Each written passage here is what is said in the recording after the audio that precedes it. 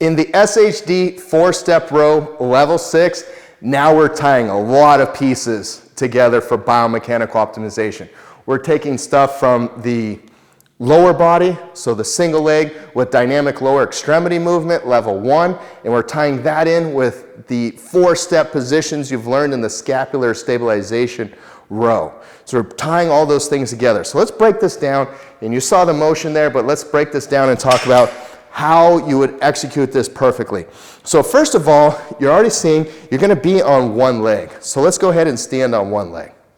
When you're standing on one leg, the thing that's really important, and actually, Caitlin, if you would, go ahead and face the camera. Okay, so let's stand on one leg.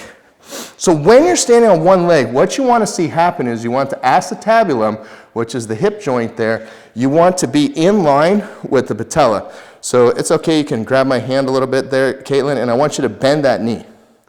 Bend the knee, good. So what we should see, let's bring this knee outward a little bit, this one. Yes.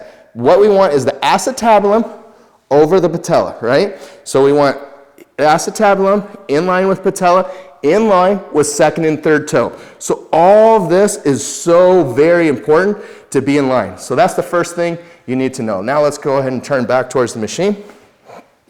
Next thing you need to know is that let's go ahead and stabilize in that position. Awesome, good job, Caitlin. So what I want you to do is once you have all that correct, we're going to need to make sure that your pelvis is neutral. I don't want you doing exercises with either posterior or anterior pelvic tilt. So once we're in that neutral pelvic position, draw the abdomen in nice and tight from the pubic bone all the way up into the rib cage. Now we're going to look at what happens with the upper body. So with the upper body, what we're doing here is first, now we're going to add the weight, and we're going to use a pulley for this exercise. This pulley is going to be adjusted about 6 inches above the acetabulum. We're going to break that rule that you learned to place the pulley or the attachment point of the band above the shoulder. You did that in all 5 of the first levels of 4-step row. Now what you're going to do is go a little bit above the acetabulum with the pulley.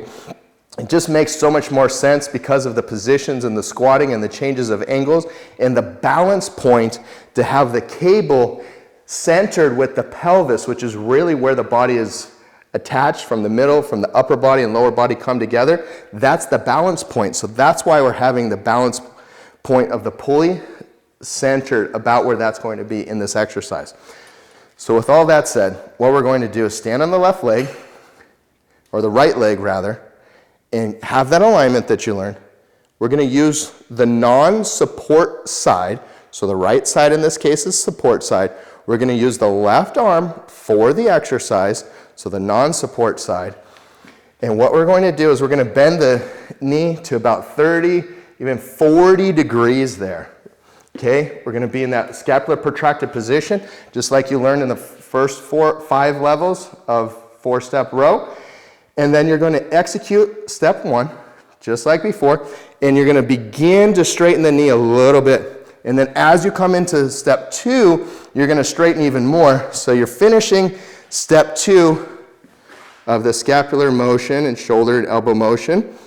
You're finishing step 2 towards about 20 degrees in the knee bend, so 20 degrees of knee flexion. Then as you come back into step 3, keeping the scapula stabilized, you're going to start bending the knee back towards that 40-degree angle and then reaching into protraction and going another 10 degrees. So you're losing 10 degrees in step 1 from the knee, and then losing another 10 degrees in step 2, and then in step 3, you're increasing 10 degrees in the knee flexion, and then step 4, increasing another 10 degrees. And just one more point here, scapula goes retracted into stabilization position. Good, let's come back into step 2. Shoulder comes back, elbows comes back, scapula is fully stabilized there. Maintaining this position with the scapula fully retracted and depressed as we go into step 3. Just like you learned in all first the 5 levels of this 4-step row, and then level 4 reaching. And that's the way you do the level 6 of this exercise.